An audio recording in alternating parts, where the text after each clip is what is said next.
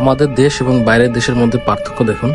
বাইরের দেশে যখনই কোনো অ্যাম্বুলেন্স বা ফায়ার সার্ভিসের গাড়ির হুইসেল বাজে, তখনই প্রত্যেকটা গাড়ি তাদের নিজেদের মতো করে সাইড দিয়ে সেই গাড়িটিকে যেতে সহায়তা করে। কিন্তু আমাদের দেশে হলে দেখা যেত যে বরং অ্যাম্বুলেন্স বা ফায়ার সার্ভিসের গাড়িকেই ওভারটেক করে আমরা হয়তো সামনে চলে যেতাম। এটা আসলে মানুষের কথা কি বলবো, আমি নিজেও এরকম। আসলে হয়তো আমাদের সভ্যতা আরও অনেক সময় লাগবে। সরি ফর দ্য সে, কারণ আমি নিজেও এরকম।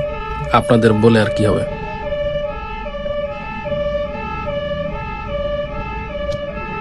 আমরা সবার জায়গা থেকে যদি সবাই সঠিকভাবে যে কোনো কাজ করতাম দায়িত্ব মনে করে, তাহলে কিন্তু আসলে এই সমস্যাগুলোর সম্মুখীন হতে হয় না আমাদের।